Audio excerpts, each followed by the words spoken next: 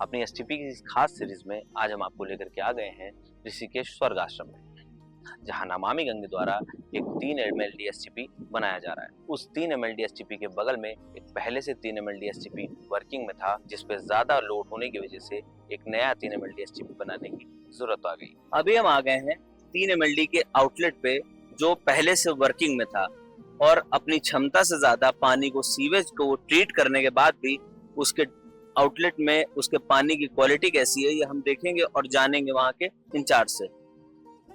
Sir, ये हमारा STP का आउटलेट है, जिसमें हमारा ओवरलोड होने के बाद भी हम इसे कितनी अच्छी क्वालिटी को प्रोवाइड करवा रहे हैं, जो हम एनजीटी या फिर किसी भी पैमाने के ऊपर खड़ा उतारने के लिए पूरी कोशिश कर रहे हैं आउटलेट।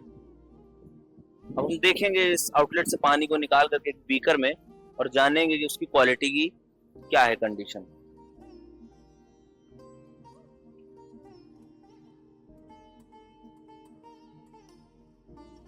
ये हमारा एसटीपी का आउटलेट है सर। तो जैसे कि आप देख सकते हैं, अपनी क्षमता से ज्यादा पानी आने के बाद भी क्वालिटी है वो बरकरार है और एकदम साफ पानी सीवेज का ट्रीट होकर के गंगा में जा रहा है। अब तक हमने आपको दिखाया था एसटीपी की वर्किंग और बने हुए एसटीपी।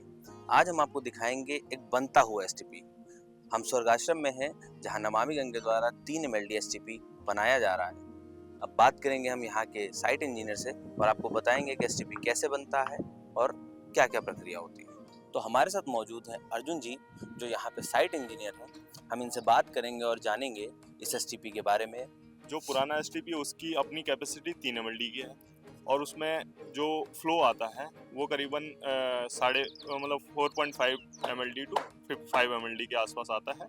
तो वो अपनी 3 mld अपनी फुल कैपेसिटी पे रन हो रहा है। तो जो एक्सेस होगा वो हम निकल लेंगे। अभी वो अपनी फुल कैपेसिटी पे चल रहा है, 3 mld पूरा लेता है। जैसे जानकी झूला हो गया, स्वर्गाश्रम एरिया हो गया, अपना ये राम झूला हो गया, उससे पीछे के भी 2-3 एरिया हैं जो उसका पूरा एसटीपी कलेक्ट होकर इसमें आता है।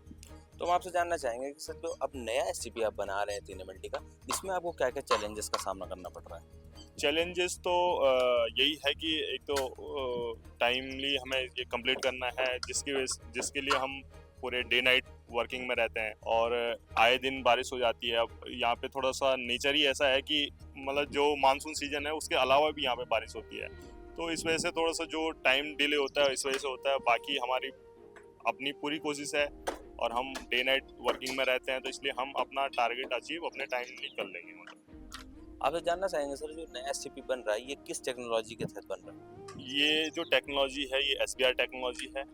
अमूमन इस टाइम पे सभी एसबीआर टेक्नोलॉजी पे ही एसटीपीज बन रहे हैं। तो इस एसबीआर टेक्नोलॉजी में ये होता है कि इसमें जो हमारी मेनली जो स्लज का सेटलिंग जोन होता है उसमें अलग अलग टैंक बनाए जाते हैं, वो अपनी कैपेसिटी के हिसाब से बनते हैं कि कितनी कैपेसिटी के हिसाब से कितने बनने चाहिए, वो तो डिजाइन होके आते हैं। तो इसलिए ये जो मेनली है एसबीआर टेक्नोलॉजी पे काम कर रहा है। ये एसटीपी बनने के बाद से यहाँ स्थानीय लोगों के जीवन में और आपके जीवन में क्या बदलाव दिखते हैं? एक तो बीमारियां नहीं हो रही, साफ हो रहा है, पूरी गंगा नदी साफ है, जिसकी वजह से क्या होगा कि पर्यटक भी अधिक मात्रा में आ रहा है, क्योंकि गंदगी नहीं है यहाँ पे। और स्थानीय लोग जैसे हम लोग हैं तो हमें रोजगार के लिए भी अवसर मिल रहे हैं। काफ़ी अच्छा हो गया, मतलब साफ सफाई जब से, एक तो बीमारियां भी कम हो चुकी है यहाँ पे।